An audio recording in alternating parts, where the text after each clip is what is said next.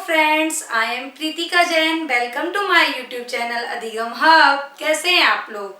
आज जो हम पढ़ने वाले हैं वो है स्टेजेस ऑफ लर्निंग, यानी लर्निंग की कुछ स्टेजेस के बारे में जानेंगे। इससे पहले भी मैं इंग्लिश पेडागोजी के कई टॉपिक्स पढ़ा चुकी हूँ, जिसका लिंक आपको डिस्क्रिप्शन में मिल जाएगा। अदरवाइज मैंने एक इंग्लिश पेडागोजी का प्लेलिस्ट क्रिएट कर दिया है, जिसका लिंक भी मैं डिस्क्रिप्शन में आपको दे दूंगी। वहां जाके आप उनको देख सकते हैं।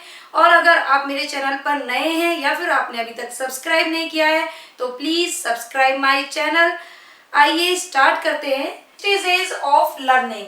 तो जो लर्निंग है वो कई स्टेजेस के थ्रू होकर जाती है, जब जाके वो इफेक्टिव बनती है, जब जाके वो पूरी की कह सकते हैं कि पूर्णतया अधिगम यानी पूर्णतया वो लर्निंग होता है। यानी किसी भी फैक्ट या नॉलेज को हम कुछ स्टेज होती हैं उनके थ्रू लर्निंग करते हैं। तो हम देखते हैं कि ये जो स्टेजेस है इनमें कौन सी स्टेजेस है। तो इस तरीके से ये 5 स्टेजेस है, जिसमें फर्स्ट आता है एक्विजिशन, या फिर इसे कह सकते हैं हम नॉलेज एक्विजिशन, जिसे हम हिंदी में ज्ञानार्जन कहते हैं। इसमें क्या होता है कि the learner learns A new task या फिर कह सकते हैं न्यू कॉन्सेप्ट या फिर new knowledge, otherwise new skills. तो इसमें जो लर्नर होता है, एक स्टूडेंट होता है, वो एक नए टास्क को या फिर कहें नए कॉन्सेप्ट को सीखने के लिए तैयार होता है। वो इधर एक नए कॉन्सेप्ट के बारे में नॉलेज को एक्वायर करता है, उसे पूर्णतः तैयार किया जाता है उसे सीखने के लिए। और वो यहाँ पर सीखने के लिए सिर्फ रेडी नहीं होता है, वो उसकी नॉलेज को भी एक्वायर कर लेता है। लेकिन जो नॉलेज होती है वो कह सकते हैं कि पूर्णतः एक्यूरेट नहीं होती है। मतलब उसने नॉलेज तो ले ली लेकिन वो इनएक्यूरेट होती है, यानी वो पूर्णतः नहीं होती है। फिर सेकंड स्टेज आता है फ्लुएंसी या प्रोफिशिएंसी। तो during this stage the student learns to perform a new task to a higher degree of accuracy. तो ये जो सेकंड स्टेज होती है फ्लुएंसी, यानी जैसे कि फ्लुएंसी या प्रोफिशिएंसी को हम कह सकते हैं प्रवाह या निपुणता, हिंदी में हम इसे कहते हैं। तो इसमें क्या होता है, जो स्टूडेंट है या फिर कहीं लर्नर है वो लर्न करता है, उसे सीखता है। क्या सीखता है? Perform, how to perform a task, यानी जो उसने कॉन्सेप्ट के बारे में नॉलेज ली या जो उसने नया टास्क कॉन्सेप्ट सीखा है उसे कैसे परफॉर्म करना है। और इस स्टेज में जो इम्पोर्टेंट होता है वो होता है एक्यूरेसी, यानी एक शब्द में कहूं तो how to perform with accurate, यानी यहाँ पर जो लर्नर है वो कैसे उसे परफॉर्म करेगा विद एक्यूरेसी। यानी तो हम इधर कह सकते हैं कि जो एक्यूरेसी है वो बहुत इंपॉर्टेंट एक एलिमेंट है विद एक्यूरेशन, यानी एक शुद्धता के साथ वो उसे परफॉर्म करेगा। यहाँ पे उसकी जो फ्लुएंसी है, फ्लुएंसी क्या है यानी प्रवाह, एक उसमें निपुणता आ जाती है, उसकी जो स्पीड है वो काफी हाई हो जाती है उसमें। मतलब फ्लुएंसी का जैसे मतलब ही होता है कि किसी चीज में प्रवाह आ जाना, प्रवाह यानी तेजी बढ़ जाना। उसकी जो स्पीड है, उसकी जो नॉलेज है वो एक्यूरेट के साथ उसका स्पीड लेवल अच्छा हो जाता है। फिर आता है मेंटेनेंसी। अब यहाँ पे तो जैसे कि एक्विजिशन में नॉलेज को एक्वायर किया, फ्लुएंसी में उसने परफॉर्म करना सीख लिया और जो उसकी नॉलेज थी, जो उसका कॉन्सेप्ट था वो एकदम में एक्यूरेट भी था। अब आता है maintenance. In this stage the student is able to perform the task independently even after teaching has ended. ये मोस्ट इंपोर्टेंट है कि जो मेंटेनेंसी, अब जैसे कि सरल शब्दों में कहें तो हमारे घर में जो फर्नीचर आता है तो हम उसे ड्यूरेबिलिटी बढ़ाने के लिए क्या करते हैं, उसकी रखरखाव, मेंटेनेंसी यही होता है रखरखाव। तो हम उस चीज की रखरखाव, उसे टाइम टू टाइम, मतलब उसे हम कहीं क्लीनिंग वगैरह जो उसमें चाहिए होता है हम उसका करते रहते हैं, यानी उसको जो चाहिए होता है हम उसे देते रहते हैं। तो इस तरीके से क्या एक मेंटेनेंसी बनी रहती है और वो उसकी ड्यूरेबिलिटी बढ़ जाती है।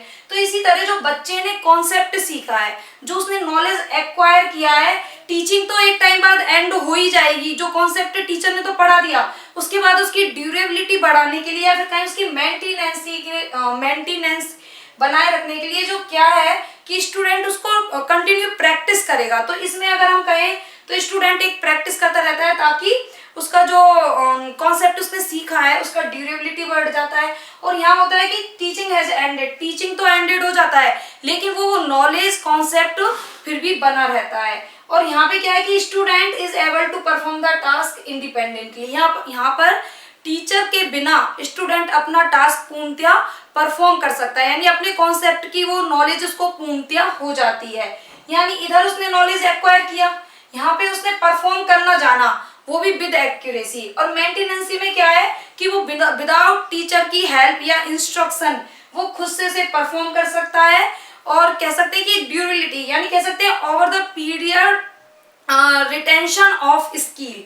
यहाँ पर एक रिटेंशन, ये वर्ड एग्जाम में आया था, retention, retention of over the time, जो स्किल्स के रिटेंशन, यानी रिटेंशन क्या, बरकरार रखना, किसी चीज का वो बरकरार रख सकता है। तो मेंटेनेंसी का हम एज ए रिटेंशन भी एग्जाम में यूज किया गया था, तो मैंने सोचा ये आपको बता दिया जाए, क्योंकि एग्जाम में मेंटेनेंसी क्या, ओवर द पीरियड, यानी एक समय के बाद भी कॉन्सेप्ट को, नॉलेज को बरकरार रखना, यानी अपनी मेमोरी में से रिटेन रखना, यानी बरकरार रखना। फिर आता है जनरलाइजेशन, यानी कह सकते हैं जो लर्नर ने लर्न किया है उसका जनरलाइज कर देना। जनरलाइज क्या होता है, सामान्यीकरण, यानी in this stage the student learns to generalise the learn skill या टास्क, यानी जो भी उसने स्किल्स या फिर कहें नॉलेज या फिर जो भी उसने टास्क जो भी एक्वायर किया है, सीखा है, उसे वो इन अदर सिचुएशंस और एनवायरनमेंट, यानी वो किसी दूसरी सिचुएशन में,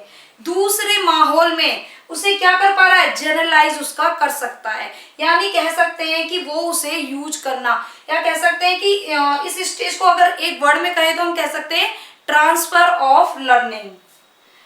ये मैं यहाँ लिख देती हूँ, ट्रांसफर ऑफ लर्निंग। इस स्टेज में जो लर्निंग है उसकी पूर्णतया वो ट्रांसफर कर सकता है, क्योंकि यहाँ पर क्या है कि वो पूर्णतया उसके रिटेन करना वो सीख गया है बच्चा, अब वो उसको जनरलाइज कर सकता है। जहां भी वो कोई अदर सिचुएशंस दिखेगी, कोई अदर सेट हुआ, उस पर अलग सिचुएशन, एनवायरनमेंट, नेचर या सेट, उसमें वो अपने स्किल्स का, नॉलेज का, या फिर कहें जो भी कॉन्सेप्ट उसने लर्न किया है वो अपने स्किल्स को वो इन सिचुएशन में, अन्य सिचुएशंस में यूज करना सीख जाता है। तो ये होता है जनरलाइजेशन।